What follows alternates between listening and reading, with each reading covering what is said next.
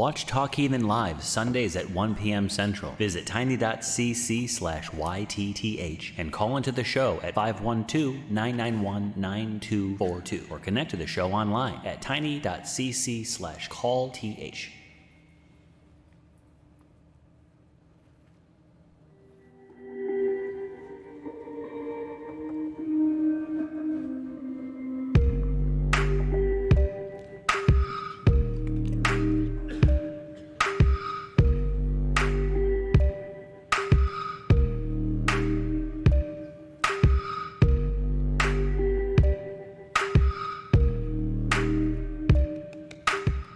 Hello, everybody. Oh,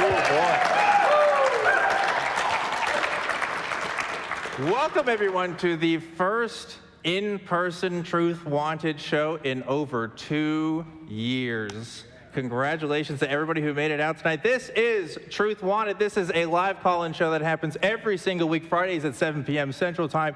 It's normally been shown in my apartment, but I'm here live at the University of Texas at San Antonio, my alma mater, and I am happy to be introducing tonight's show. We have an audience that you can't see on YouTube behind you, in front of you right now, and we are ready to go. So tonight's show is going to be very different from our usual shows in 2 different ways. One of those ways is we will be taking calls tonight, but we are also going to be taking audience questions as well, so definitely look forward to that. Another way that this is different is what's most important is that we are here in partnership with the Secular Student Alliance, which is an organization that promotes secular values for college students and also high school students all across the nation, especially in the U.S. and I think outside the U.S. as well, right? I don't remember if they're, I think they are international. If they are international, that's great. We love those guys too, but we are here at the UTSA SSA specifically because we want to do something special. We are doing a fundraiser tonight. Normally, we ask money for the Atheist community of Austin to continue our operations, but tonight, if you decide to donate, all donations will be going to the Secular Student Alliance right here at UTSA. And our goal tonight is $5,000, okay? Ooh. And to show our support, the Atheist community of Austin has pledged to donate the first $500 towards that $5,000 goal. If you'd like to donate tonight for that fundraiser, you can do it under the video. There should be a big button that says donate. Normally that goes to the Atheist community of Austin, but instead that's going straight to the Secular Student Alliance. And none of that is going to YouTube, by the way, as well. All of that should be going straight to the organization. So please consider doing that tonight because they're awesome. Let's talk about the SSA right now. So this is Zach. He's one of our SSA students that's going to be featured tonight. We're hoping to feature 2 other ones if we have time. Zach, welcome to Truth Wanted. Thanks for having us on. Yeah, so Zach, you're a member of the SSA. Why should an organization like the SSA exist? Well, especially considering what's going on right now, not only a place that exists for secular students to have like a social area, but also to sort of explore their own ideas. Yeah, and so how long have you been a part of the SSA? Well, actually, funny story. I tried to start one back when I was in high school. Okay. But ultimately didn't find the time thanks to COVID. And thanks to COVID, we've only recently started up again. We've been active for about a semester now. Great, great. Yeah, so COVID obviously has hit a lot of college organizations hard. But something I wanted to talk about specifically is why we're here at UTSA. Because it is not an accident that we are at this college. As I mentioned before the show started, this is my alma mater. This is where I went to school. And not only that, but I am quite known for having a video on YouTube in which I was part of a college ministry. And I talked to a man named Anthony Magdabosco, who is actually here in the audience tonight, who's doing this thing called Street Epistemology. Now, Street Epistemology is a technique where you can talk to people about what they believe and why, right? About kind of how they formulate their beliefs. And I had a 30-minute conversation with him when I was an evangelical Christian. I am not an evangelical Christian anymore. I'm a part of the atheist community of Austin. Now, there's many people that attribute that conversation to my atheism, and I say that that's a stepping stone in that path, but I truly believe in the ability of street epistemology, but I also believe in the ability to just having those kinds of conversations in general can be the most powerful thing that you can do to help change someone's mind. We have seen the importance of what a belief can do in the past years since that video's come up, right? Like, a lot's happened since like 2015, okay? I don't think I have to get into too much detail. But, you know, one of those things I always think about is like last year during January 6th, when we had the insurrection happen here in the United States, where we had people predicated on the belief of conspiracy theories that they were justified in invading that building, and ultimately the lives of people were lost. And last year in Dallas as well, we had people who were waiting for JFK Jr. to show up at the grassy knoll. For weeks there were people that were sitting up there. So like, you have to wonder what is going on. And people are coming to these ideas. The internet is obviously playing a big part of it, but I also think that people don't really have the tools to have these kinds of conversations. So I'm really happy to support the UTSA Secular Student Alliance because I wish I was a part of this organization when I was in college. I think I would have had a lot better peace of mind, a better sense of expressing my identity as a secular person. And instead, when I had that process of deconstruction, I kind of did it by myself.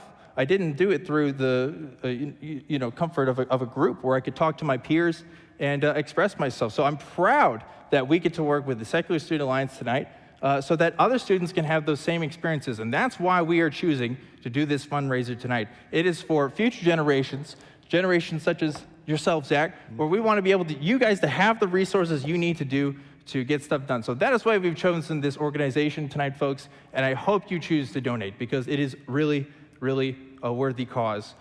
So Zach, we are waiting for some people to get to the calls, but I think we have one person who's ready to talk to us. You want to talk to somebody? Yeah, let's go ahead. All right, you guys ready to talk to some callers? All right, let's do it. So we are going to call into, we're talking to Alexandria, who's calling in from Texas. Alexandria, you are live not only on Truth Wanted, but in San Antonio, Texas, at the University of Texas at San Antonio. What is going on, Alexandria? Hi, hello, can you hear me? Yes, I can hear you just fine. Audience, we can hear everything. We're all good? Awesome, great. We are doing great, Alexandria. What's going on? Hi, I just wanted to call in more for advice, not really a question. I have a newly outcoming atheist in my family, and I am agnostic in my beliefs. I just wanted to know if there was a respectable way to confront people that might have different beliefs than us with maintaining respect to his beliefs, but also respecting what they have to say. Well, kind of like a... Yeah, well, it's funny you say that, Alexandria, because I just finished talking about street epistemology. I'm sure you were on the queue there when you're listening, but yeah, I truly think the best way to have conversations with people is using the technique of street epistemology. Now, what is street epistemology? There's a lot to it that we can dive into, but to give a basics of it, it's kind of asking three primary questions, which is what people believe, why they believe it, and how that belief works, right? So if you're talking to your family and you want to express that you are an atheist, you're an agnostic, you're obviously totally in your right to do so, in the same way that they have a right to tell you that they're Christian, right? But obviously there's a bit of a pressure there because the dominant culture, at least in the United States, is that most people are Christian, or at least nominally Christian, right? They may not go to church every Sunday, but they identify with this kind of common culture belief. So it's hard when you're part of this minority sort of religious group or lack of religious group, I don't know, whatever you want to call it, to kind of bring that out. So I think that rather than going straight to their beliefs, asking them what they think is wrong, maybe giving yourself the chance to express why you've come to the conclusions that they have and offering them a space to ask you questions might be a good way to do it if you're comfortable with that, right? Obviously, like, these identities are important to us. That's why that we choose to have these conversations because, as I was talking about when the show started, these beliefs kind of matter. So, what do you think of that advice so far? I think it's great. I only bring it up because I'm recently getting married, and my fiance's family, they're slightly more, religious. They pray before meals, and they think, God has a plan for them. Yeah. But on my side of the family, it's more agnostic and atheist. Sure. So I wanted to kind of prevent a fight that might happen. Yeah. And if it does happen, how I can kind of steer it into a more positive, correctional way. Yeah, that's really important to get out of the way, right? Like, you got to figure out where the lines are drawn there. So like I've been in an interfaith relationship, and it was really difficult, because obviously there can be some very conflicting values that you may not be able to solve right away, and even some stuff you may be able to solve, there may be some differences that you have at the end of the day. So the healthiest thing you can do is express those feelings that you have, and also express the reason why you have those feelings. And as long as they know about it, they can at least, make decisions on what they want to do with that relationship going forward and how they want to approach it. And if boundary lines are made, then boundary lines are made as long as it's, consensual there between the two parties. I think that's totally okay. I think that's just how most people are. But Zach is going to talk about this too. Yeah, so I do have some perspective on this from the child's point of view. Yeah. I don't want to use child, but Yeah. that's the one thing. So my grandparents on my dad's side are super religious. And I came out to them as an atheist when I was probably about 15 or 16. And I will say it would have been much better if, like you said, we did set some boundaries. Yeah. Because first and foremost, I do partially regret that. Even though I sort of don't, I sort of do, because there's always that tension regarding religion. We just never bring it up. But setting those boundaries should make sure that feelings are never hurt and just no big disagreements happen at all. Yeah, my parents found out about my atheism through this show, which is not great. Not great when you have a backlog of like at least 100 hours of content for them to go through to like figure that out. And also when you say curse words and other things. So not great when you're the parent. But I regret that. I wish I had told them ahead of time so that, like you said, Zach, so that we could kind of figure out where those boundaries lie. And my relationship with my parents is pretty good at the moment. They know that I do my thing, and that's just the way it is. But at the end of the day, if you're going to choose to have these people in your life, I mean, that's a decision that you have to make and see if that's a relationship worth having, and that's something that you both have to come to terms with. So I'm glad that you are approaching this proactively, Alexandra, because I think that's the best thing you can do in a situation like this. What do you think?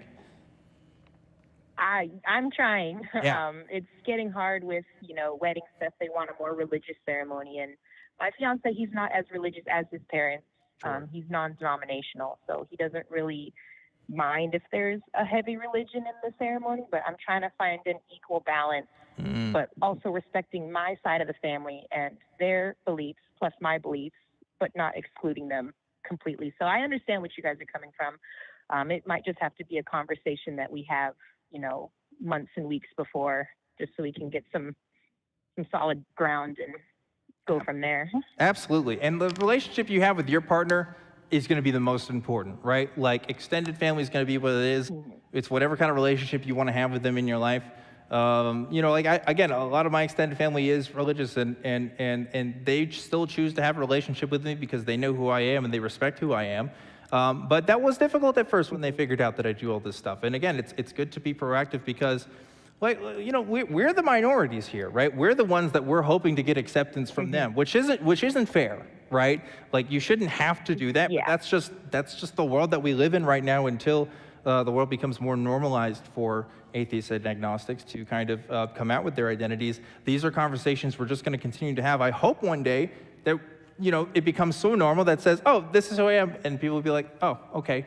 But we're not there yet. We're fighting to be there, but we're not quite there. But anyway, Alexandra, I hope that was useful for you. Anything else you wanted to add? No, I respect all you guys say, and that really helped me out. I'll definitely use these techniques moving forward. Thank you. Perfect. Thank you so much, Alexandra. Appreciate you calling into the show. And folks, now we are going to get to some audience questions. Okay, so if you have a question that you want to ask us, we have Johnny over here with the microphone. So please go ahead and stand up and talk with him if you'd like to do that. And we'd love to get some questions from you guys. There are no volunteers. We're going to have to pick one of you at random. Oh, man. Yeah, I guess so. Come to me. Come to me and ask a question, please. Anyone. No questions from the audience at all? I guess you guys are all just so smart. You need to ask me anything. Johnny, do you have a question for me? Yes. I wanted to know how it feels to be live in front of a studio audience after so many years of being alone in your apartment with all of us, of course, like in the background running the show. Right. How does it feel? Like, it's so weird because, you know, I mean, all of you guys have probably experienced this too with your friends and family and work relationships. These are people that, some people have come onto the crew that work, that aren't even here tonight, that are doing call screening and stuff at home still. They've come in after the pandemic started. So there's some people that I've been working with for a long time that I haven't even gotten the chance to meet yet in person. So it is really, really weird. We're gonna be switching out here in just a second here with our co-hosts. But yeah, I'm glad you asked, Johnny, because Johnny, when was the last time I saw you, man? In person? Yeah. At least 2 years ago. Yeah, something like that. So I'm just glad to be here talking to folks. And for those of you watching at home, you're missing out because we are going to be doing an after party here in just a second. We're going to be hanging out, and it's going to be really cool. But yeah, I've been missing seeing people in person. We used to do this all the time back in the studio, and man, I'm so glad that all of you guys are here. So thank you guys for showing up tonight. You guys are awesome for doing that. I think my first time volunteering may have been on Truth Wanted. That's right. Doing timestamps on a notebook. Yeah. Before we had it all electronified, and it was so easy to do. Right, right. So, yeah, we've improved a lot of our systems since the pandemic started. And honestly, we could keep doing the shows from home if we wanted to, but hopefully we'll get the studio back up open soon so that we can have some of those live shows in person again, which would be super fantastic. So any other audience questions tonight? Please, we are here for you. There we go. We got one volunteer. Thank you, guys. So I guess my question to you. What's your name? Oh, sorry. Yeah. My name is Jamal Witherspoon. Hi, Jamal. Where are you from? Ooh, difficult question. Where'd you come from tonight? Oh, Texas, I guess. All right, Texas. Jamal from Texas. Jamal from Texas has talked to us. What's up, Jamal? I'm actually here just with my dad because my dad's a huge fan of the show. Oh, awesome. Just sort of tagged along because I'm just like, sure, why not? Cool. But I'm happy to be here because I do catch up with some of your stuff when we're traveling in the car. But the question I have for you, I guess since I'm pretty sure a majority of us are atheists and probably have been Christian at some point or another, to you I would ask, what was the hardest thing to reconcile with when you deconverted? Oh, man, what a fantastic question. So when talking about my personal story, for those of you who don't know, again, I was a Christian here on this campus with a college group. And when I was going through that period of deconstruction, I really felt like I couldn't talk to anybody about this. This was before I really knew about the atheist community of Austin. You know, like I had a conversation with Anthony Magdabosco, but that was it. That was all I knew about atheists in that community. Eventually, I started watching YouTube videos and kind of getting plugged in with people in that, but I just felt alone more than anything. I didn't feel like I could relate to anybody anymore, but it turns out there's tons of people that have had that experience, and a lot of them find these groups online, but they also have these groups here, like the SSA, that do that, and I have never felt that much alone again, I will say, since I have found this community. It's been wonderful getting to meet other people and find those shared experiences and not feel like that, oh, I've been, the only one experiencing this stuff. I've never had an experience that I would call abusive, but I've heard from other people's stories and have learned from those experiences and realized that, man, I was a part of this system at one point. Like I was evangelizing to people and trying to get them in, and I didn't even know why. I didn't know what was the purpose or what good reasons there were for doing this. So I'm really glad that I'm here to say that, yeah. So thank you for your question, Jamal. Thank you. Really appreciate it.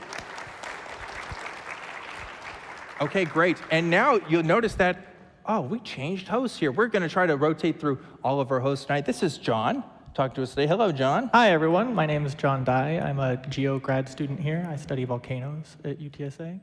I've been in the Atheist Secular Student Association for nearing 7 years now, because I'm a grad student. So awesome. Yay. What's your favorite thing? Yeah, we'll give an applause to John here. Thank y'all. Yeah. What's your favorite thing about being a part of the SSA? Oh God. The communion, the ability to just come and talk with people who have this similar mindset that you shouldn't just have to exist in a religious world where you, the fact that we live in the state of Texas and everyone is born into a religion, whatever it is, and Yeah. they always are very steadfast in it. And you can still go and find a community of people that you can talk about something that isn't Jesus or Yeah. Muhammad. For sure. So why do you think, John, that there's a lot of people that get confused when they hear an atheist organization? I was like trying to pick up something from Best Buy from the show for the show, and they saw it said Atheist Community of Austin, and they're like, "Oh, is this for your church?" Right. Like they read that and still said it was a church. I was like, "How do you get a church from an atheist?" Right. But people wonder, why should organizations like SSA exist? Like, what's the purpose of a bunch of atheists? No, exactly. together? I get the same question a lot of times. Like, someone was even trying to point out that it's as though we're, forming our own kind of religious organization. Like, what do you go and talk about? And we're like, anything. Things that are secularist, just keeping religion out of lives that don't really want to be religious. It's fine to be religious if you are, but to force that onto everyone as like a social standard is really something that's been drilled into society. Yeah, I can say confidently, as being a student on this campus and being part of one of the organizations here, there's a lot of Christian organizations on this campus for being, a state school. I'm pretty sure I remember at orientation way back 7 years ago, in 2015, they told us that we were one of the, UTSA has one of the largest groups of religious organizations of any university in at least the state, if not the country. I don't remember if they said the whole. I believe that. Yeah. I totally believe that. I remember coming into, I think it was the student union building, where they have one of those days where they're like, oh, here's all the organizations on campus, and there's a religious one, there's a church group, there's a one. And then I remember seeing the SSA guys, and I was like, that's weird. I wonder why they're there. Right. Half of them are religious, and then there's just the one. And now I'm here with you guys, so something must have happened there. But again, one of my biggest regrets from college is not being a part of the SSA here. I think I would have had a great time. And again, we're happy to support the organization tonight. So just a reminder, again, if you want to donate, our goal is $5,000. And we hope that we can get to that tonight. The link to that is going to be that donate button there down below the show. And we really appreciate you guys. I love it because the audience, we have like these screens up here. You can't see it on the show right now, but all the audience is looking up at the screens. It's like, hey, the show's right here. I don't know what you guys are looking at. They're higher resolution than our faces. I guess so. I guess that must be what it is. Well, great. Well, we're waiting on some more callers as well. So if you guys want to call in and you're watching this, please, we have open lines. We are still taking calls tonight. So please call into the show. We'd be happy to talk with you. For now, we're going to touch back in with Johnny. Johnny is looking for some volunteers who want to talk to us for the show. What do you got, Does Johnny? anyone have any questions they might want to ask the panel? Oh, why, here's a woman right now. What a coincidence. Okay, I raised two atheists, and they're in their 20s, and I'm beginning to believe that one of my children is pretending spirituality to date. Is that a thing? Pretending spirituality to date? Like the girl or Interesting. the person they're interested in is spiritual, and they're like, oh yeah, me too. Like, is that what? Oh, okay. I like spirituality for clout is interesting. Yeah. Like that's, I don't think I've heard of that. Well, like, the grift is you become a televangelist and then you get people's money. This is for dates now. So this is like a new thing. I don't know. I've never heard of that. I guess, I'll say this. When I was first trying to figure out the whole atheist thing, I was still open to dating people of religious faiths and stuff, but I found that to be quite difficult. So I definitely kind of let my guard down for some stuff that I probably shouldn't have, because it's like, oh, you're on a cool date and you want to be chill and stuff. But what do I say to that? I don't know. What do you think, John? I don't know. That's so bizarre. What kind of spirituality are we talking? Yeah, what is it? Is it like Christianity, or are we talking like crystal mystics? What are we talking about? I think he's living in rural areas that are a little more conservative, and so as go the girls, perhaps so goes he. I guess if you've got to, you got to. Listen, hormones are a powerful thing. I don't know. A lot of mysteries there. I'm not a biologist. I couldn't tell you exactly what's happening there, but I can say, probably shouldn't be doing that. I mean, long-term health for a relationship, right? You want to be as open as clear about your positions on things as possible, if that stuff matters to you. I mean, if you're... Yeah, you definitely want to be on the same page as your significant other. Right, because I feel like there's going to be problems there, if that's what he's looking for, right. A long-term thing. But I don't know. I wouldn't... Would you, John? John, you're a young man. I would never do that. You wouldn't do that? I would never do that. No. You meet a nice girl. She's got the crystals. She can go do her crystals. I study rocks. I know what those crystals really do. You could have a little crystal date. You know? Yeah, she'll show me her crystal collection, You can be like, and then oh, this is quartz, and you'd be like, yeah, this is, you know. oh yeah, this is an aluminosilicate. And she's gonna be like, oh, it's full of energy though, like it can help heal you and stuff. What would you say to that? God, I don't touch that with a 30-foot pole. Oh. I study how these rocks form. I know their crystal structure. I know that they don't do any of that. Okay, so John is not going out with the crystal cuties. No. Okay, no. If you're a crystal cutie, John's not for it. So sorry about that. Okay, so we still have open lines, and we are still waiting to talk to some folks online. But Johnny is going to hook us up with some more questions, right, Johnny? Well, you know, I have a question about the Secular Student Alliance. Do you have any folks who belong to a church but who value secular life in the community? You don't have to be religious all the time. Is there anyone that fits that bill? So, from what I'm hearing my colleagues say, is we do. I remember people that I don't specifically remember these people that we, I guess, do have in the community that are like that. But I know that we've had a couple people that come from, like we had one person whose father was like a pastor. And so she would bring him into some meetings every once in a while and give that kind of a viewpoint. And we had some really thorough conversation. But he wasn't necessarily like a part of the group. But so the next person, I guess, that comes on will be able to describe more in depth that. Yeah, because you know, part of the SSA, you don't have to be an agnostic or an atheist person or a humanist to join the organization, right? Correct. Yeah. Yeah, I think that's a cool advantage. But like, do you have any stories of like pushback that you guys have had on campus? We've definitely had, like when we table a lot, we'll get a lot of the religious groups. Sometimes they'll send like one minion over to kind of taunt us and rile us up with just. Wait, just what do you mean taunt you? Like asking questions? I mean, not like, taunt or anything, but yeah, just a thorough, like in-depth, asking all of the wrong questions sort of thing. Like asking in bad faith.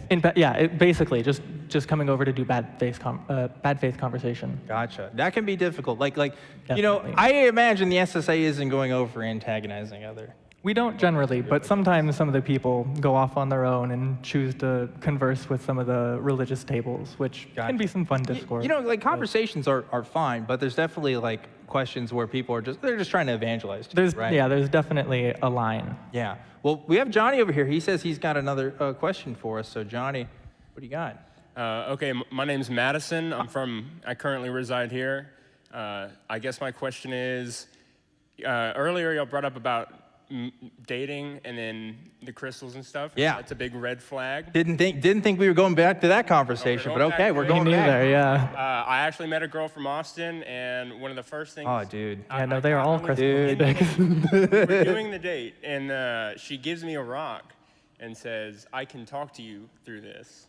So my question would be, is it worth it to try to like deconstruct her ideas? Like, yeah, this is leading, the end of this is leading to, is it worth it to deconstruct everyone that you come into contact with? My man Madison's literally like, I can fix her. I can, you know? yeah. It depends on how deep in the sauce she is. I just sat there and, you know. But. So here's my answer, no. Yeah. I don't think, because here's why. Here's why. When I had my conversation with Anthony Magnabosco, it was a 30-minute long conversation, right? And I didn't become an atheist for like another year, okay? Yeah, that was a stepping stone in that process, but that's exactly what it was, a stepping stone. And it was a long walk to get there. A single date's probably not gonna do it, at least for most people, right? Like, especially when it comes to deeply entrenched beliefs that are core to someone's personality, like crystals can sometimes be. You know, like that's probably not gonna happen. Now, you can definitely open her mind to some questions that she may not have considered before, right? I think that's the goal of street epistemology. It's putting a rock in someone's shoes, a pebble in someone's shoes, for people to kind of think about and you know, stir over and see if that changes. But humans are prideful. Like, human beings do not like to admit when they're wrong, and they're definitely not gonna do it on a date. So my short answer is no. You know, if you're able to continue to have conversations with them and see where it goes, yeah, but like, don't go in saying like, oh man, you know, I think we can make it work, because like, brother, I'm sorry, I don't think it's gonna work, dude. Like, you know, you gotta work with what you can, right? But that's a great question. That's a great question, because that's really funny. I feel like there's a lot of people out there that are like, oh, you know, we can make things happen if we just work some things out. Yeah, we can. You definitely can for some people, but there's some foundational things that would take a long time, I think, to figure out. So right now, guys, we are getting close to the midpoint of the show, so we're going to go ahead and roll the mid-roll. So audience members, you get to check this out live on the screens here. Folks at home, you can check this out. I speak for no one but myself. That comes from owning the messages that I've ingested from society about men's discomfort with women, with their demand that women be a certain way in order to be consumable, but I'm not a goddamn edible. That's kind of like the world of evangelicalism. It's, you know, you're dating, and then right away they're like, when are you getting married? And then as soon as you're married, when are you having kids? And you're like, I'm 19. Slow down. This isn't a Monty Python sketch. Like, I'm not all about like limiting free speech, but I'm definitely all about not promoting violence and calling for the harm or death of others, and that is absolutely what this is. You're firing up a congregation of people with hate speech. I find it difficult to believe that anybody thinks that we don't actually exist. You know, and it's an unfalsifiable claim, which is it's fantastic for mental masturbation, especially if you've had a couple of joints. Did it come out of nowhere? It was put there by humans. Humans drew lines on a map. Israelite that doesn't mean God's real. Believe something. They're a nation on the planet. Yeah. Does that make it true?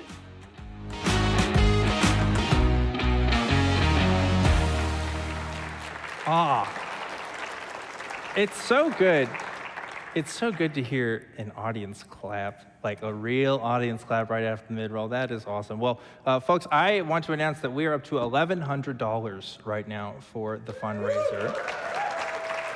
So thank you guys who have been donating so far. Remember, our goal tonight is $5,000, and we want to make sure that the Secular Student Alliance here at UTSA has all of the funding and resources they need to continue to grow as an organization on campus. So going back to the SSA here, John, I believe we talked a little bit about what you like about the SSA, but like when you first joined, what did you think the group was? Did you grow up as an atheist? Was this weird to you, or? So I grew up in, not the most religious family. My mother was Roman Catholic, raised, still technically probably is Roman Catholic. My father raised some kind of maybe Methodist. I'm not exactly certain. But I do remember us going to like church and stuff as a child, and I can remember like refusing to go to church at one point and making my mom like very upset because Roman Catholic, very strict religious. You can't not go to church, especially on Easter. Sure. Oh God, no. So what's that relationship like with your family right now? Oh, it's perfectly fine. My father's, he was never really like, we're a Methodist, so we believe every word of that and whatnot. It's more of like a deism sort of thing going on right now. Yeah. And like, I think another reason why I like SSA is because when you're in college and you don't really have the resources like I do at my age now, where you're as financially independent, where you're able to kind of make all those kinds of decisions for yourself. Some people are relying on their parents and extended family for a lot of reasons, and when you have that conflict in identity, that can cause problems for where you want to go with your life, right? And so I like the idea that you have a space where you can express that identity safely and just be who you are, because like they aren't going to change you probably, right? Like, you could go back to Jesus. I don't know, like it's happened before, but like for most of us, it doesn't. Right. For most of us, this is who we are for the rest of our lives, and we have to figure out what to do with that. So John, what are you doing with that now that you are a secular person, you've confidently been living as one for a little while now? So that's never really been a problem with like cutting ties and stuff with the family or anything that a lot of people usually have to do, because it was never really like, we were never entrenched in religion growing up and whatnot. It was just sort of like a thing that was on the side. Sure. But I definitely have had friends who, one specifically who was Mormon, who growing up, his parents basically gave all of the children an ultimatum where if they continued to be Mormon and went and did their mission trip, then they would get their university paid for. And a couple of them did it and got it. One of them now knows, whatever they speak in Tuvalu, Tagalog, which is cool and all, but I mean, I don't want to go spend 2 years on a Mormon mission trip. Yeah, that's a big commitment. Yeah. Like, especially if you're not like in the mindset of this is real. This is real. This is all, I want to do this. There's a reason I'm doing this. Yeah, well, like I said, I'm glad that you're here with the SSA tonight. We're happy to express some of those voices. Again, we have open lines, folks. We definitely want to talk to you guys at home to call in. But hey, we also have an audience here that wants to talk to us, and Johnny's going to give us another question from the audience. What do we got? How you doing? My name is Paul. I really just wanted to relieve Johnny. I don't have a question. I'm just joking. I do. No, so I date a believer. Yeah. And the thing that works for us is our relationship is not defined by the belief. We have so many other things in common. She understands where I am, you know, and what my requirements are. I understand where she is, so it works. Yeah. So I did have a question about the SSA. Do you have to be a student in order to be a part? I'm new to the area, and I wouldn't mind helping with some of the things you guys got going on.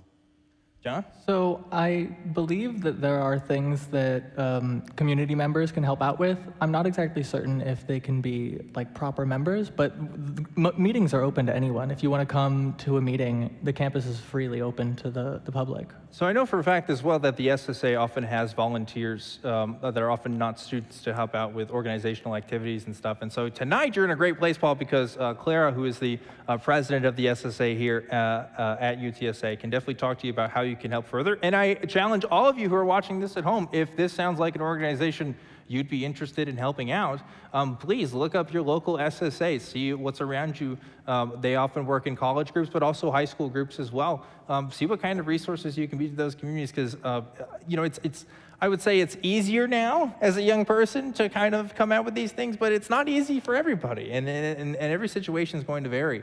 So like I said, I'm really happy that you guys exist and can do stuff for us. So Johnny's got somebody else, I think that he's pulling from the audience. Yeah, you can also, you know, I've got my producer in my ear just reminded me, you can also join the atheist community of Austin too. We're pretty cool. If you're over in the Austin area, you can definitely help us out, but a lot of our volunteers are online. If you'd like to help out in making shows like this happen, we would definitely enjoy the help. So we have another question from the audience. Hello. Hi, what's your name? My name's AZ. Hi, nice to meet you. Nice to meet you too.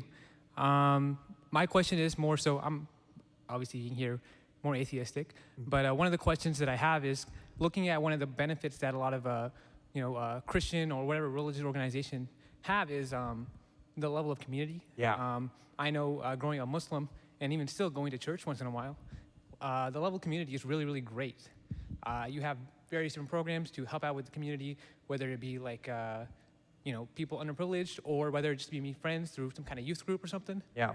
Obviously, being more atheistic, these communities aren't as available. Yeah. I know in a couple places they are, like in Austin, but you know, I think this is like one of the biggest things that's missing from atheism is that sense of community, that sense of like kind of congealing us all together. Absolutely. I completely agree with you. I talked about this earlier, but one of the biggest struggles I had when I deconstructed my faith was that feeling of aloneness. And I think that feeling often stops a lot of people from leaving their church communities. I've talked to a lot of people who are, you know, are physically in but mentally out, right? You may have heard this POMA, right? Or POMO, but physically in. PMO? There's an acronym in there somewhere. I can't think of it right now, but it's in there. And like, that was me for a long time. I can't tell you how long, but long enough to where I had all these friends, and they were all Christians, and all of my activities outside of work and school were hanging out with these Christians doing Christian stuff. So what do you do outside of that? I mean, like, you know, when that's your whole life and that's what you've oriented your whole life to be, it's hard to kind of start over and figure out what it means to live as a secular person. Obviously, some people don't need these kinds of communities. They just move on with their lives just fine. But for a lot of us who have had to deconstruct, you know, our whole lives up to that point of what it means to even live, what it means to have a purpose in life, that's a big deal. And talking about it with other people is definitely a good thing. And I agree with you too. You know, Christians in this country, they have way more resources than any other religious group in this country. I mean, when I was a part of the organization here. I got to go to conferences. There were these big presentations. There were these mission trips that I got to go on, which is a whole other tangent that I don't want to rant about, but I might if I have to. You know, like thinking that these people, atheists, are like not worthy of having a group is selfish, honestly. It's really selfish. I really don't like this idea that, oh, you know, what's the point of these people? They just want to, you know, go join a church of their own. It's more than that. It's having a sense of community. It's having a sense of life orientation that you can share with other people. Everybody has that in some form. It doesn't have to be a religious organization to keep that. Absolutely. Yeah, so I'm sure we both agree then that that level of community is good. Yeah. I guess the question then is, obviously you're not going to have a perfect answer to this. Yeah. How can we start facilitating some of that within our own communities? Obviously we have this org right here. Yeah. But once you get out of college, it's obviously going to be a little bit harder to find these groups. Some people may say just, you know, find some other hobby, Yeah. learn how to dance, go to comedy clubs, you know, Yeah. something else, some kind of actual like other hobby that you can meet people in.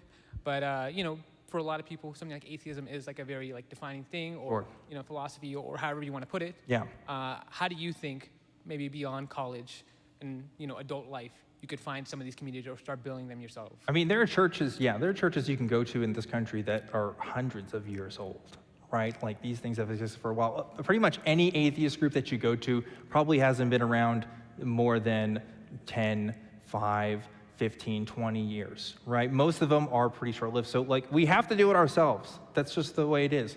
Grassroots organizations are one way to do it. Online communities have been very successful and a big reason as to why the atheist movement has grown the way it has. I'm sure all of you know this because you found this show online. Like, I've never met you guys before, and somehow you found me. So that's pretty cool. I really appreciate that. But yeah, like that kind of stuff is super important. Whether you can't find a group in your area, you start your own, or you help support other organizations that are closest to you when you can, because sense of community is super, super important. Absolutely. So I think we're going to be able to get to another caller here. So, we can take one more audience question here. Yeah, go ahead. Hi, I'm Donovan. I work with the Socialist Rifle Association, a couple anarchist organizations here in San Antonio. Awesome. Really simple question. I know y'all do tabling here. My roommate told me about y'all. I don't go. But I was wondering if you do any organizational stuff like protesting outside of campus, or any like more organized activity? So I think that most of the like protest-related activity that we do is like mostly on campus, but we are definitely open to. We've done in the past, at least with like the YDSA, we've done some activities that are extracurricular in that they happen off campus, but we, I think, predominantly do most of our work on campus for just the ease of access, I think. There you go. Okay, fair enough. Cool, cool. All right, so we have another caller here that wants to talk to us, so we are going to talk to them now. We're going to get straight to it. We are talking to Michael, who's calling in from California. Michael, you are live on Truth Wanted. What's up? Yeah, I'm here from in California, in Venice, California. I'm interested in finding out how the student population in Texas is doing on towards the Supreme Court. You know, how they're leaning, where they're coming from. I imagine it's pretty well across the board, but I would be interested to find out what the young man here sitting next to you has to say about what's going on in the Supreme Court for the young people in Texas. Absolutely, John. Yeah, because they are an important vote right now. Yes. No, definitely, for sure. I mean, there's definitely a left-leaning bias to a lot of the college community, which, I mean, I would argue for various reasons is because it's the right opinion to have. But the ideas that I've been hearing thrown around are definitely of the opinion that it's a terrible way that it's going, with the fact that the past two presidents that have put that have loaded up the Supreme Court have both been Republicans that were not elected with a majority vote, and they have put on more than half of the Supreme Court that we have right now, which is definitely not how our voting system should be. allocating stuff like that. Let me tell you, Michael, I can't tell you how many abortion-related billboards I saw just driving down here today, okay? In Texas, it's a different story. Like there are a lot of pro-life groups here that are just fine with the recent draft that's been discovered, and that's really sad to see. I know, I was told, in fact, that there were some pictures of fetuses that were put up here on campus as well to try to convince people of the pro-life position. I don't know. Like when I was here on campus, I'd say there's a lot of people that do tend to vote that way. I don't know how it is now. It's been a couple of years, but yeah, it's unfortunate to see. But obviously, with a younger population in Texas, even there's still people that feel differently, and we'll see. But Texas right now does have trigger laws that will go into place if this draft goes through, which is going to make it especially hard for people to make that decision for themselves, which is not great, not good. I would argue not a good thing. So, Michael, I don't know how the temperature is there in California, but in Texas, unfortunately, it's a mixed bag. I mean, there are people that still support it. Yeah. Right now it's 76 degrees right now. Well, I meant the political temperature, but that's good information to know too. I do appreciate that. Yeah, but Michael, I'm glad that you called in. Was there any other things you want to say? Yeah, there is one other thing. There's one other thing I wanted to talk a little bit about. I don't know if you've ever been on the Venice Boardwalk in Venice here. It's quite the place to be. I have not. Years ago, they brought in a group that was pretty right wing, and they had took up a big area, and they had all these signs with the abortion signs and thing around them. And inside that group were only children. And they had a couple walking out. They had two adults walking outside, but inside that group, inside that area, was nothing but children. And one of the things I did is I went up there and started discussing and talking with these kids, and they came over to me quick, and they tried to get me out of there, and I got as much information as I could. But it's sad because they're relying on fear and to answer these, to get these questions, try to get these questions answered, and it's their tactics are just incredible, and they don't really realize that I'm a big person on zero population growth, and feeding people, and that's a big problem right now because we're having a hard time feeding the people here in this country. Yeah, I mean, so the atheist. Yeah, I mean, the atheist community, I can at least tell you, from other hosts of the atheist community's perspective, a lot of us are, I think all of us are pro-choice, but for reasons, because the reasons for people being pro-life are predominantly religious ones. And the argument that's being placed right now with the Supreme Court, or what people want to make, rather, is that of a religious one, and not substantiated by what we currently understand through secular lens and secular values. There's going to be obviously numerous problems that will happen if this goes through, and we're definitely going to plan to talk about it more as it's developed. Unfortunately, for tonight, our focus is for the SSA to make sure that we can get people to not think the things that they do about these issues. But hey, I'm glad that we got your support as well, Michael, and I appreciate you calling in. Thanks so much for your time. I want everybody to. Yes, and with that, we are going to go ahead and switch out to our next host. So thank you, John, for coming in with that. And while we're switching out, Johnny is going to be finding another person from the crowd. Oh, we got somebody else already. Here we go. What's up? Hi, everyone. My name is Zoe. I just wanted to provide some information for the Bands Off Our Body march tomorrow morning in opposition of this Roe v. Wade decision. It starts at 10 a.m. We'll be marching. The address is 115 North Main. And if you just search Bands Off Our Bodies in the town, there's one in Austin as well. Please show up for us. Awesome, great. If you are local to the area and you want to show your support, please consider that as an option. Yeah, I gotta say, for someone that grew up the way that I did, I was always a pro-choice kid. I don't know what it was. It definitely wasn't the people around me, because they definitely didn't feel that way. But a woman's right to choose is definitely something that the ACA is on board with, and we are happy to point people that way. So good for that. And Johnny is getting some more people here, I think. Johnny, sure, what I you know. got? I know there's more people out here that want to talk, but one of our intrepid stander-uppers in talking to us mentioned to the fellow over there about where can we start to build community. Well, you can start building it right here and spin outward. Use this organization as a way to make connections with people. The fact is, religious communities have had thousands of years to develop those connections because they had to during the Middle Ages, or it was curtains. And so now we can construct those communities if we want to, as we choose, and we can structure them around not just secularism as atheism, but what about interest in science, interest in medicine, interest in human rights, things like that. Yeah, absolutely. Thanks for that, for chiming in on that, Johnny. Those are definitely all super important. There's more to this than just saying, Christianity's not true. You know what I mean? Like there's a lot more to being a part of a group like this. Awesome. Well, Johnny's going to be looking for some more people. And again, I just want to stress, thank you guys so much for joining us. We are at a new number in our donations, and Greg's going to tell me that number again.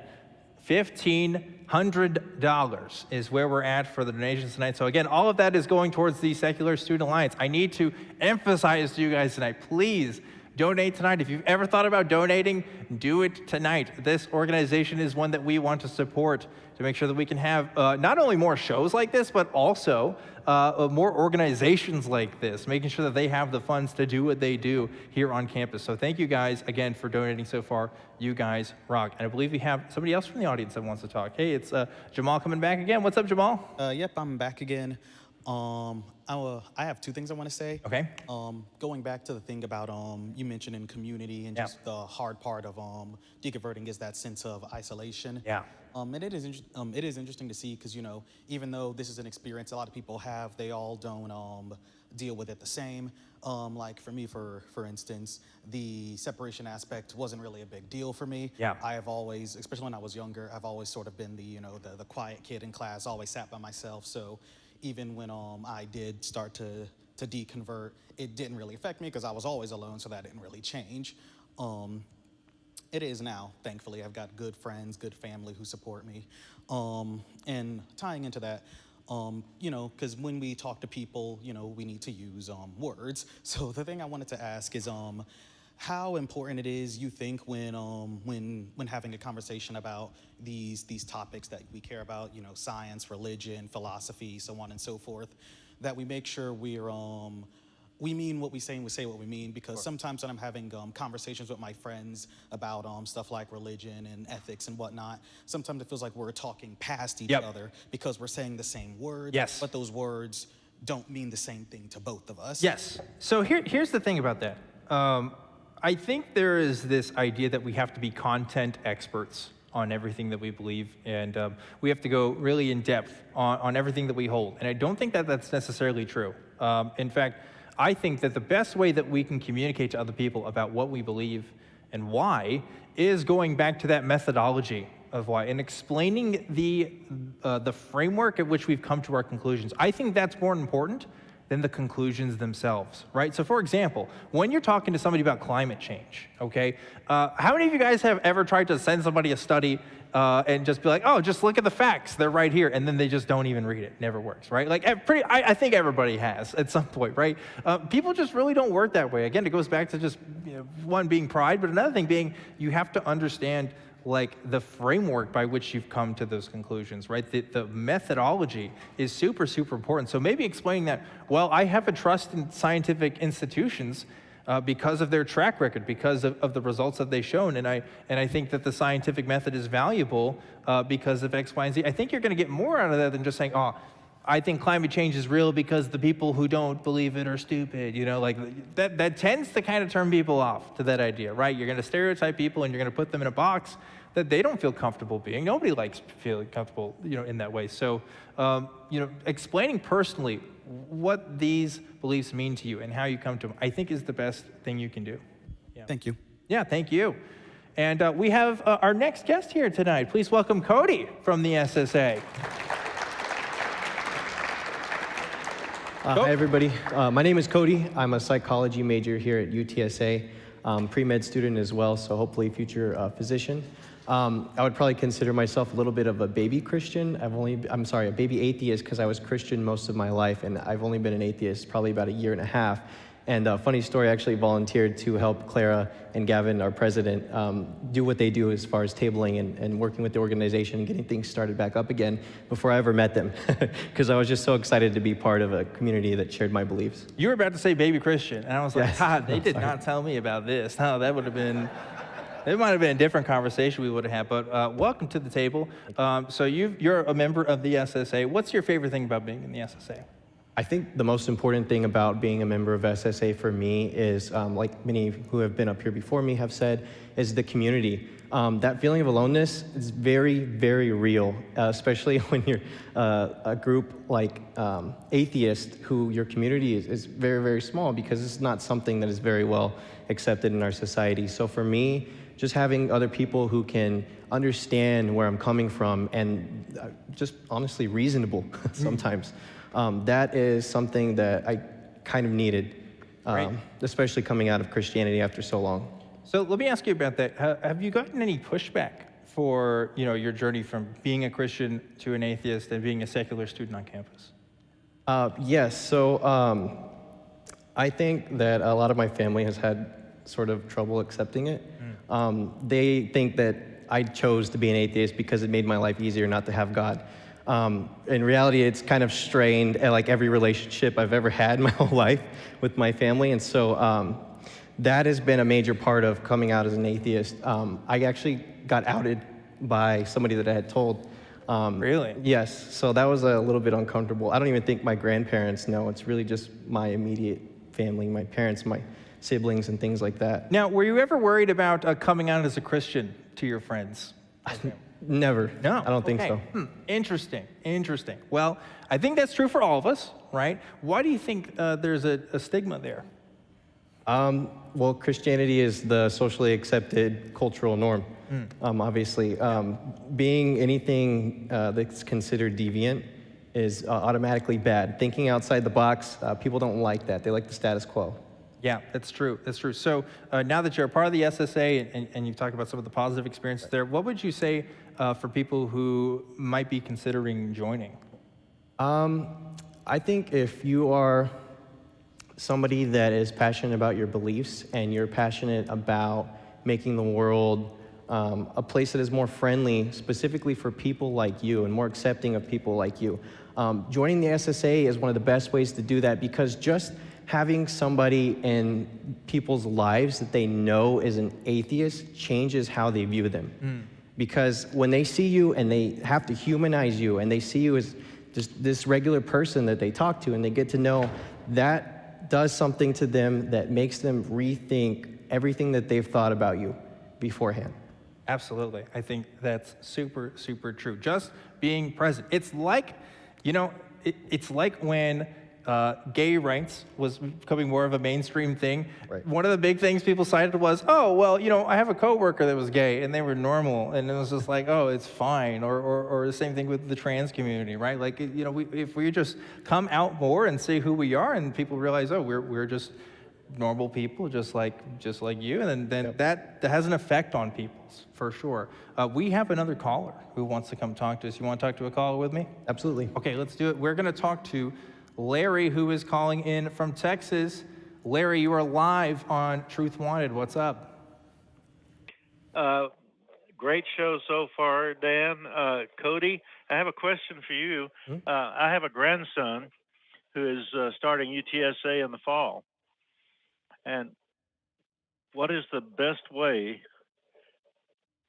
for him to contact the show or contact the SSA? So probably getting in touch with Clara, our president, would be one of the easiest ways. If not, I think you can access some of the information through the Rowdy link. I think you can get contact information from there as well, so you can always send an email or give a phone call and leave a voicemail if that's necessary. And so Rowdy Link is the, when you go to the UTSA website, the Rowdy Link is on there that talks about campus organizations and stuff, and SSA is on there. So you can definitely check right on the UTSA website. Right. And get that contact information from there. And yeah, send them our way. We're recruiting people for the org, like right now. How cool is that, huh? Larry, was there anything else? Do you reach out? Do you reach out to freshmen at all, or do they just have to come to you?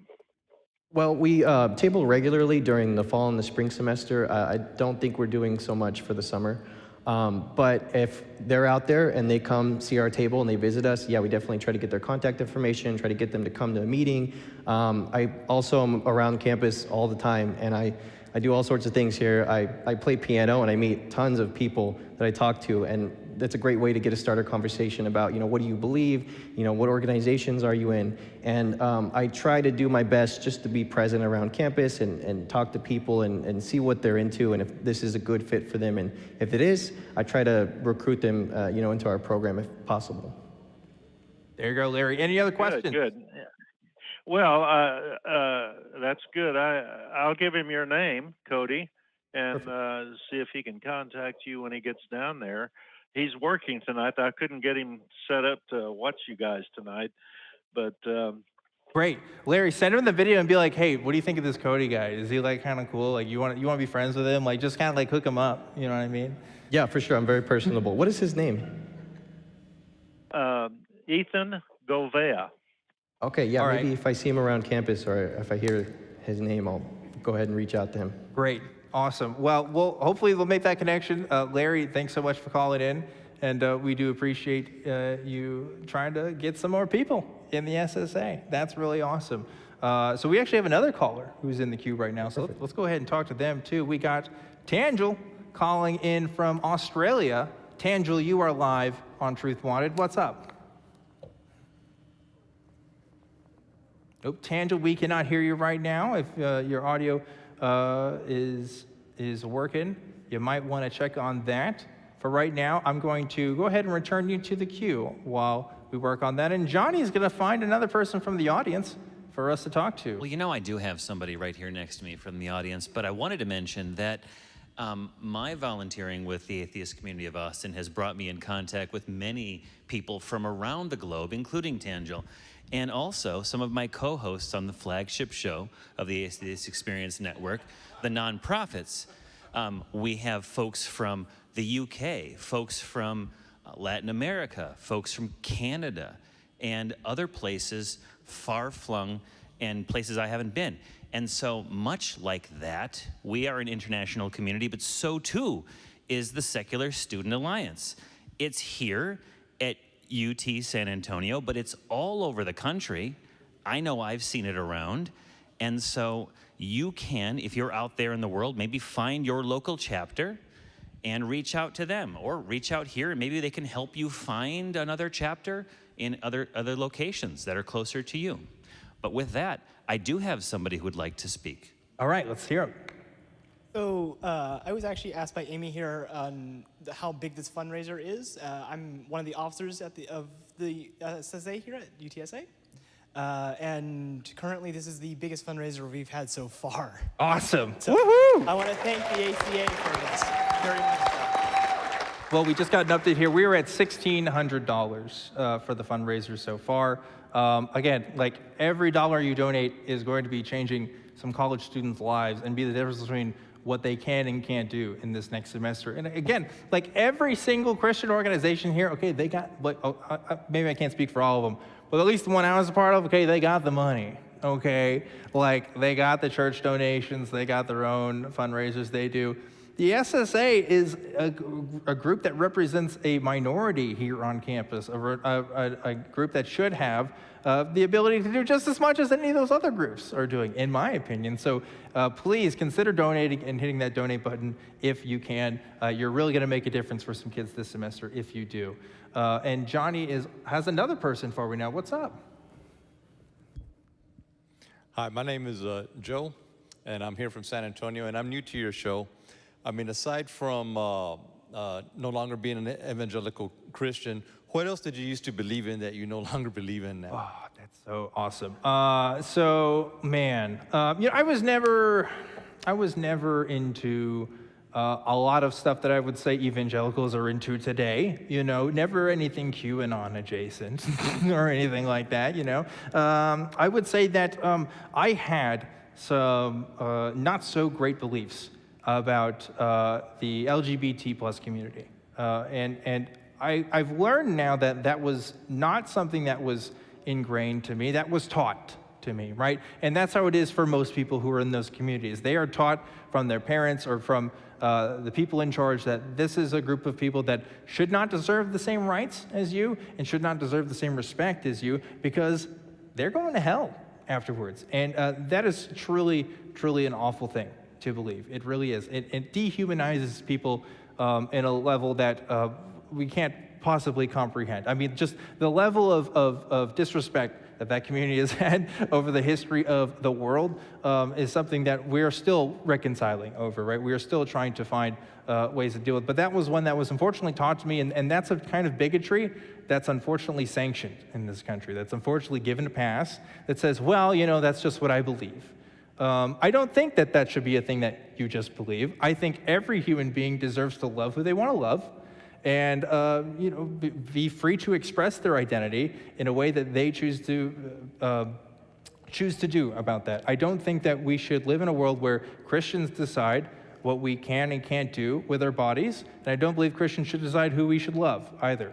So I'm glad that I've rid myself of that belief, because it was truly one that was, I think, holding me back from being the person that I am now, which is hopefully somebody who is compassionate about all people, not just Christians. So thanks so much for that question.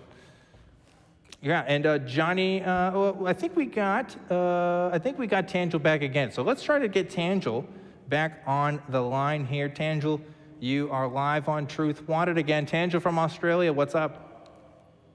Hi, Dan. Can you hear me now? Yes, we can hear you now. I know the internet connection's crazy in Australia. I know it doesn't work half the time because all the wires are like hung upside down on the poles and stuff. It makes it more complicated. I'm going to blame your end. My end's just fine. No. We're blaming your end tonight, Tanjil. We've worked really hard to set this up tonight, and it's going to be on you. But anyway, Tanjil, what's up? All right. Well, look, for those who don't know me, I've been a volunteer with the ACA, where Dan is from, for quite some time, many years. And it never ceases to amaze me what people in America have to go through as atheists. So, look, I have a ton of questions, but my main one is, how do you think it's best for Christians or any religious people to come out to their parents? Oh, that's a great question. I want to bring this over to Cody real quick. Cody, what do you think? I think if I could do it all over again, I've really been coming around to this idea of street epistemology as a way of navigating difficult beliefs like this. If you haven't heard about street epistemology, it's essentially just getting to know what people believe and why they believe it, and just having these sorts of kind of conversations where everybody can put their beliefs out on the table without judgment.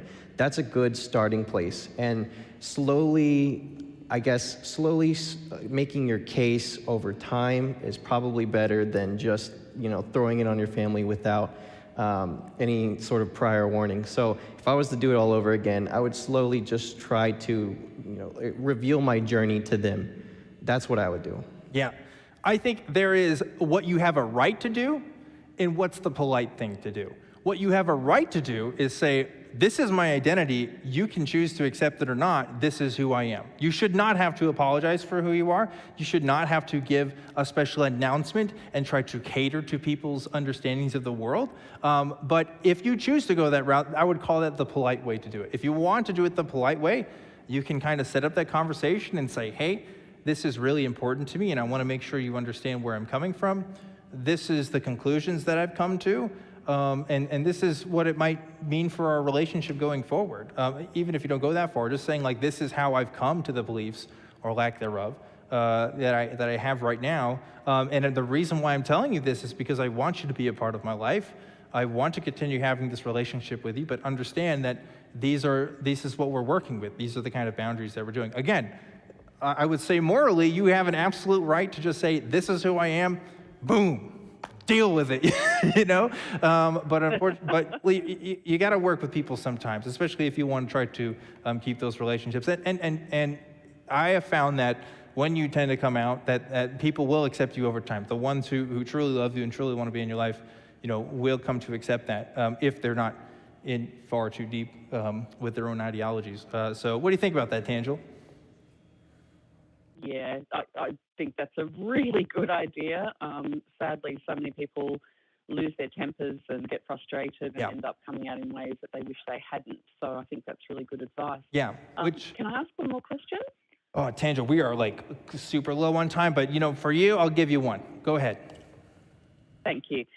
There's a lot of people who just can't come out. They're either dependent on families or their jobs or whatever it might be, and they're asked to be godparents and go to funerals and weddings. Some people just can't come out for whatever reason. What advice can you give them for dealing with that? Ooh, Cody, what do you think? I think understanding that, you know, for the Secular Student Alliance, it's not necessarily being atheist that is, you know, the cohesive part of our organization. Just being secular, I think, in and of itself, sometimes is enough. So there's plenty of Christians, plenty of Muslims, Mormons, that they're part of the religion, but essentially in name only. And so I think that if you were to just participate in these kinds of things as a cultural aspect, rather than a religious one, people wouldn't really question it too much, and they would sort of kind of understand, you know, where you stand on, you know, participation in religious belief, because we have all sorts of people that we know like that, non-practicing Catholics, people who are Christian but they don't go to church, or their spirituality is private. I think maybe that's a good way to navigate that. It's just, you know, really just showing off your secular side, rather than just being outspokenly non-religious or atheist, if that's the route that you have to take. Right. I think the cool thing about being an atheist is you get to make that decision of how much you want to tolerate being a part of that system. So like, if the Godfather thing or Godmother thing is really weird for you, you have an absolute right to say, hey, this isn't the kind of thing I want to do. I'd rather it be in a more secular sense, and maybe not participate in something that has its roots in that kind of Christian tradition. You know, there's a lot of things that people say are Christian that aren't, like weddings, for example. And that's when we're at to say, like, hey, I don't want to invoke God in my wedding. I don't want to appeal just to you. This is an event for me. And I think you have every right to do that. The more people that we can that have the confidence to speak out and say, hey, this is me, this is who I am, and you have to, you know, deal with that, the more people are going to respect us as a community. But, you know, it's a give and take. Yeah, thank you. Appreciate it. Absolutely. It's always going to be a give and take with these kinds of things. And yeah, I wouldn't put it upon a college student to kind of be the one to say, yeah, just go for it. Just smash all the Bibles in your house. And just a little bit diplomatic, I guess. You know, you do what you got to do. But yeah, I appreciate your call, Tanjil, and thank you for all the hard work you do for the ACA. You are very, very awesome. Thanks again, Tanjil. And with that, I actually just got told that we are extending the time past 8:30 a bit because we did get a little bit of a late start. So that is great. We do have some more time. I've heard that we have some special guests in the audience tonight, and we want to talk to some of them if they have them. But we're going to get to them in just a second. We're first going to talk to another audience member. So go ahead. Yeah, I'm back. I'm AZ. And, well, first thing, I kind of want to respond to the thing that Tanjil said at the very end about how do you talk to your parents about this kind of thing, especially, you know, if you have some kind of need, like college or something. I can say from personal experience, I guess this is kind of an unfortunate answer, but I think the best solution is just to kind of suck it up until you're financially independent. Yep. And at that point, no one can tell you what to do. You can express yourself however you want because you're not dependent on anyone. Kind of sucks, but that's kind of just the reality of it. As for my actual question, this is a little bit more contentious. It's related to the Roe v. Wade kind of stuff and the abortion stuff. Yeah. While I obviously do believe in the right to have an abortion, I think the way that a lot of times this is spoken about to people who are on the opposite side is completely just like done very, very badly, to put it lightly. I think like when like a lot of the arguments just come down to saying my body, my choice, obviously people on this side of the aisle will not, or that side of the aisle, will not respond positively to those types of arguments, because to them, it's not your right to choose because you're invading someone else's bodily autonomy in their eyes. And I think like finding a way to bridge the gap and kind of meet them either halfway or at least part way to kind of build some rapport, to try to get some kind of some way to actually convince them. I think that's going to do a lot more than just outright saying like, no, fuck you, sorry, screw your opinion, I don't like what you have to say, and then say this is my right? I don't think that really helps any kind of like civil dialogue. And I think even like having street epistemology be a way is a great way to try to convince someone as well. Yeah, I think that was more of a comment than a question, but I will respond. Legally speaking, women should have the right to choose, and that is not something I'm going to compromise on, right? If we're talking about the average American citizen that doesn't have the power to currently influence anything that's happening in the Supreme Court, then yes, there may be some room for concession there if you're at a place where you're comfortable in talking about that. But I do think that the framing is something to watch out for, because evangelicals will often say that you are killing a human life. This is a human being, and this is what you do to, this is what you're doing to that. Depending on your philosophical point of view on what you define a human being is, most people on our side of the aisle don't agree with that, right? They don't actually think it is harming a human being. Or there are some that say, even if it is, that the choice is still one that should be made. So it is kind of difficult there because, what is the line for a human being? There's a couple different ways people approach it. Viability outside the womb, and people will talk about, oh, well, is this the sign of life, this sign of life? There really isn't one absolute definitive answer. There are definitely, different takes that people have, and unfortunately, unless, philosophers come and say, we did it, we found out what makes a human, that kind of stuff is always going to lead to a dead end. So I think it is important, actually, to emphasize, look, it doesn't matter, this is a person's choice, and this is their right to do so, that's what I always emphasize at the end of the day. But with that out of the way, we do have a caller that wants to talk to us. And we're going to go ahead and talk to them. And then we're going to see who we might have in the audience as a special guest. So we have Hal, who's calling in from Nebraska. Hal, you are live on Truth Wanted. What's up? It's me. Yes, it's me, Hal Jacobs. Okay. I told you my last name. It doesn't matter. It didn't have to dox yourself like that, but okay, all right, whatever, man. Okay, it could be anybody's name. Just say any name. I was just wondering, how can you deny a maker, a creator, when we are so different from every other species on the planet? And I kind of go, well, if I was God and I'm made in His image, I keep coming back to this Genesis thing in my head. Okay. I'm made in His image. I would be like He wanted me to be. I got 5 fingers. I can do just anything. Sure. I play drums, bro. Okay. So I'm going, why would I get these kind of gifts? I mean, this is a beautiful thing. It was terrible back in, the 5th century. I think it was 368 AD was a terrible time. Mm-hmm. I certainly wouldn't want to live there, but Hal, let me ask you. Okay, so you think, do I have you understanding correctly that the reason why you believe there is a creator is because we are so different from every other living organism on Earth? Is that your primary reason? Yes, sir. I guess we have domination on the planet. Okay. What if I told you that the reason why we're so different can be entirely explained through secular means and doesn't have anything to do with it? Sure. Sure. So what's wrong with that as a answer as to why we're different?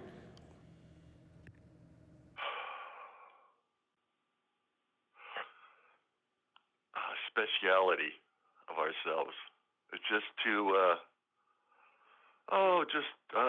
extraordinary in this. I mean, if you look at around this world, it'd go, wow, and you guys did all that. Yeah, we did. Mm-hmm. And we did worse and good. And there's evil in the world, too. You know that, right? Yes. Everybody says that. That's an obvious thing. Sure. So why is there such good and evil? Because there is good. Okay, let's go back, because it sounds like your argument is you're so incredulous, you're so in awe that things exist, that human beings exist, there must be a maker. Really, I'm just trying to summarize what you're saying so far. I mean, would you agree with that? I think that's correct. Okay. What if I came to you and said, this isn't actually that amazing at all, and that there are other explanations for things that don't involve a creator? I mean, would you find that convincing? Well, what would that be then? Well, I mean, for example, when you talked about this, I think you called it specialty or specialness of humans. I mean, like speciation, for example, for human beings, like can be explained through the process of evolution. And evolution, as we currently know it, doesn't require a God to exist, right? Again, and I'm just giving you my point of view, but really I want to know, like, does it have to be a God? Could there be anything else that could be an explanation as for the things that you see?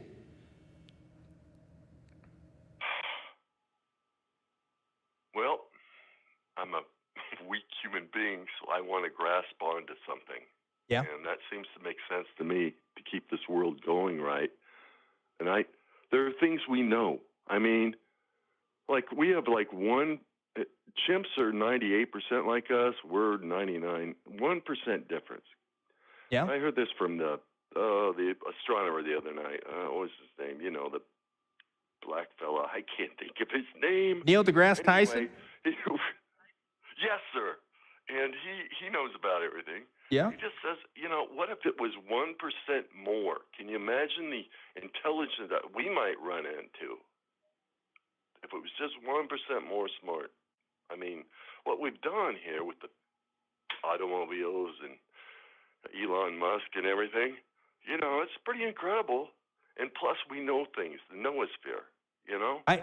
Hal, I totally agree with you. Human beings are pretty cool. They're like, there's a lot of things that are pretty amazing about us. I don't see why a God is required for that. Like, why can't we just say we are a result of nature and natural processes, and that's why we're here today, and that's what makes us so cool? I mean, like, is there something problematic with an explanation like that, or do you think that it's just not enough?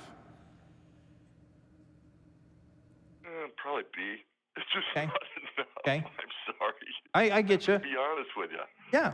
I mean, human beings have a desire for something beyond themselves. I think that's pretty innate in a lot of cultures. Like you can look at that from an anthropological perspective and see why people tend to go towards, you know, religious beliefs. But I also recognize that every human culture on Earth has developed something about a theory of the transcendence that's completely different from other cultures. In other words, there doesn't seem to be a correspondence there with some of them. There's actually direct contradictions. And for me, it makes more sense to say that this is the result of human inventions, human ideas coming up with what's out there in the cosmos, what's beyond the universe, than there having to be a creator. To me, that makes the most sense. What do you think about that? Again, I have to go back to why us? Why not some other species? You know, apes were pretty dang close. Why is it just us? Well, we are apes. Neanderthal, we had... That's the thing. Like, that's why you see such... The beauty of evolution is, like, the reason why you see gorillas and chimps being, like, as smart as they are is because they are also apes. Like, they are part of the same...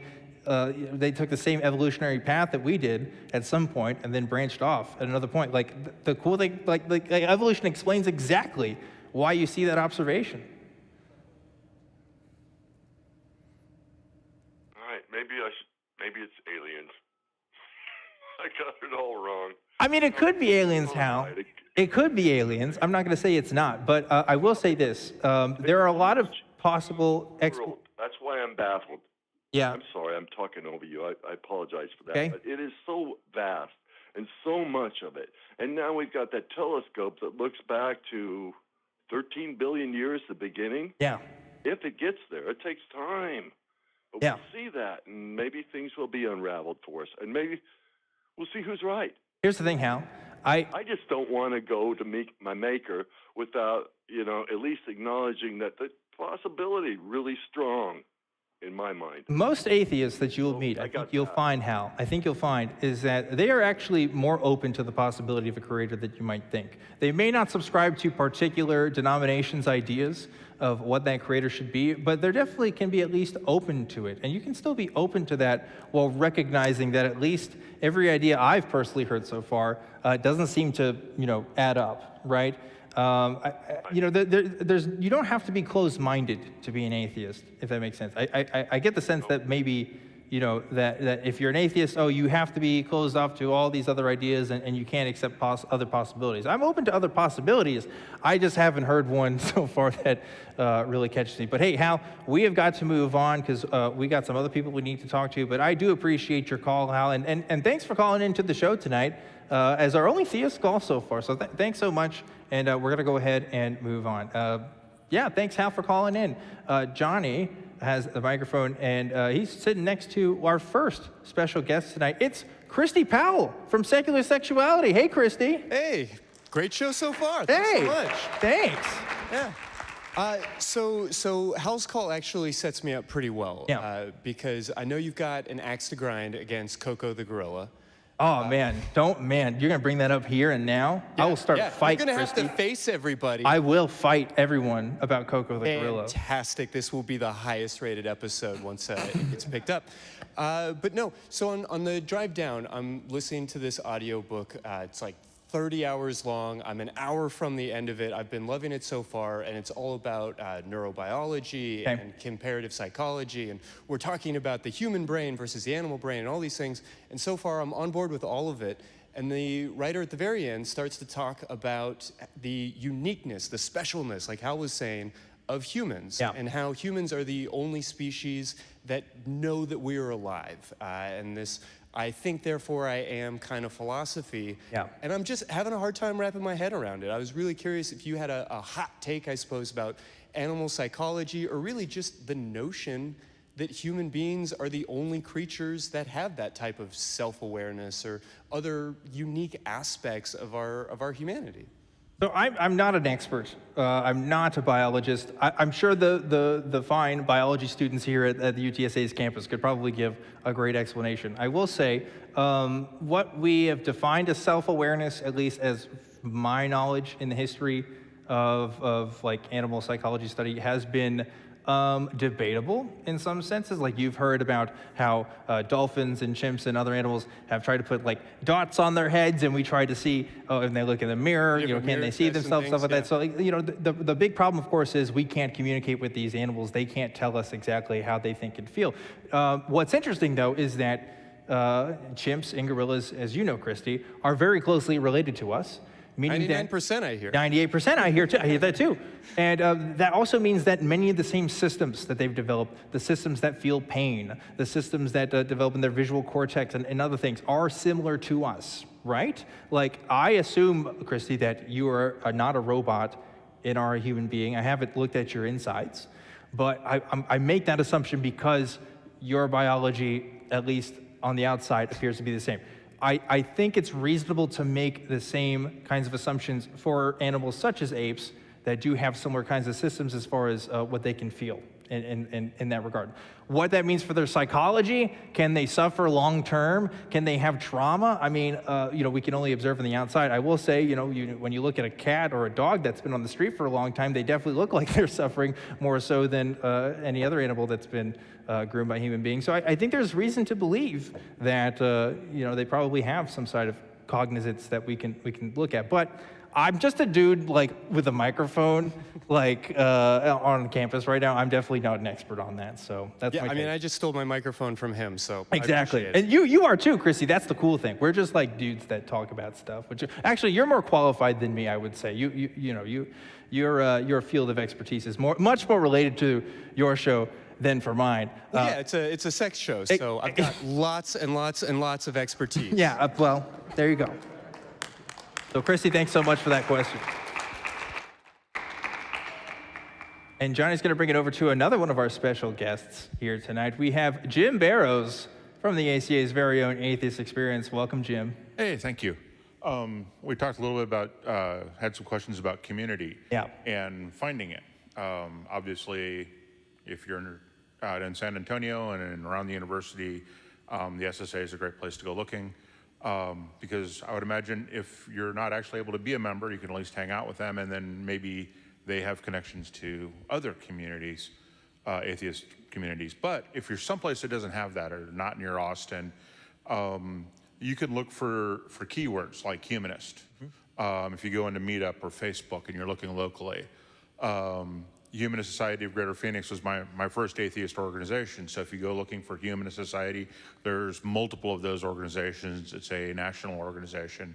But secular is another keyword you can use. Free thinker, skeptic society. So you can look for all those keywords to find other organizations. Atheist AA, American Atheists, has local chapters, and so you can find national organizations that have local chapters and see if there's a local chapter near you. Yep. And if I remember my ACA history, we got started in the back room of a local eatery, local restaurant. Humanist Society of Greater Phoenix got started the same way. Both organizations ended up with their own place to hang out.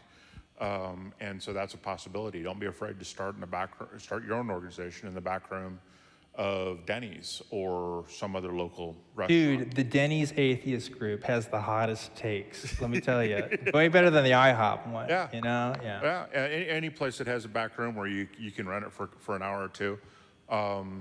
And be consistent about showing up once a month or once a week or whatever your schedule's gonna be. And give it 6 months to a year before you throw in the towel.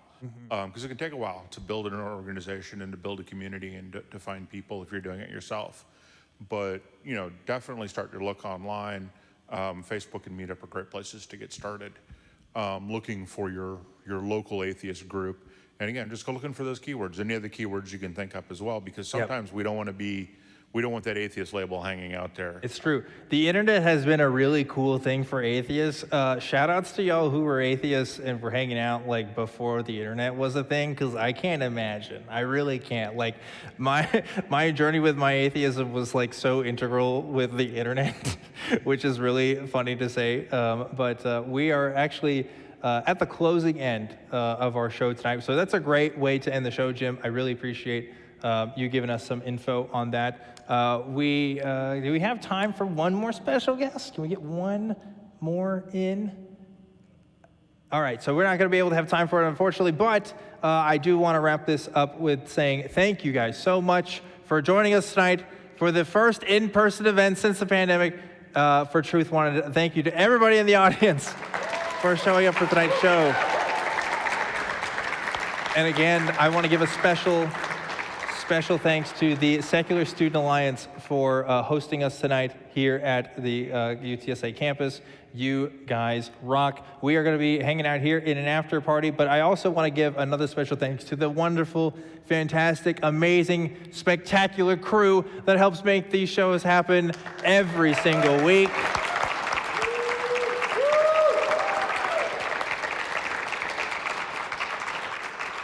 And Greg, can I get a final number on our funds tonight for what we've contributed to the fundraiser so far?